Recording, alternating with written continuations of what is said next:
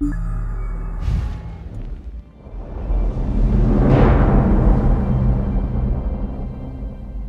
name is Nick Conkle, and I'm lead gameplay designer for the Elder Scrolls Online.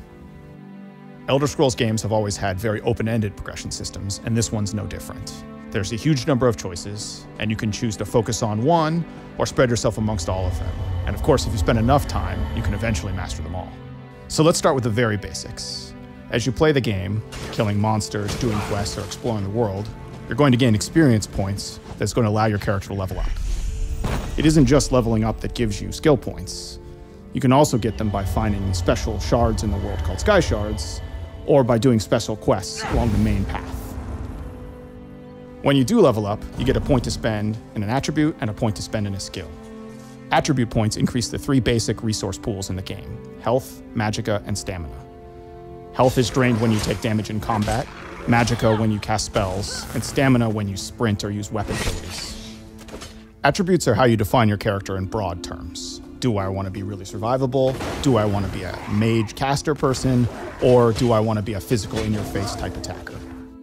Skill points, on the other hand, allow you to define your character in a specific way. So you can spend a point to learn an ability or a spell, and abilities or spells belong to a skill line, which is a thematic connection of abilities. The more you use abilities from a specific skill line, like say Stone Fist from the Earth Magic skill, the more you'll have access to the abilities later in the line, like Petrify or Magma Armor. After you gained enough experience with an ability, you get the opportunity to morph it to further customize your experience with it. So, for example, the Templar ability Rush Ceremony, which heals a nearby ally, can be morphed so that it heals 3 nearby allies, or so that it restores magicka to you when you cast it. After you've advanced far enough in a skill line, you gain access to ultimate abilities, which are some of the most powerful abilities in the game. Things like Dragon Leap on the Dragon Knight, or Overload on the Sorcerer, or Nova on the Templar. Ultimate abilities work a little differently from the rest of the abilities in the game. They don't consume magicka or stamina. Instead, you have to build up for the opportunity to use them, and then when you do, you can have a devastating effect on the battlefield. So we've been talking a lot about spells that you can use in combat, which we call active abilities. But you can also spend your skill points on passive abilities. And those have a more subtle effect that's permanent on your character.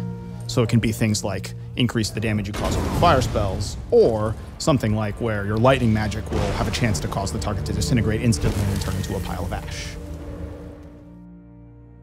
There are 2 decisions you make at character creation that will affect the skill lines you have as you progress your character further. Your race, which gives you a set of abilities that helps define the identity of that choice, and your class, which actually gives you 3 unique skill lines that follow a general theme without actually forcing you into a specific role.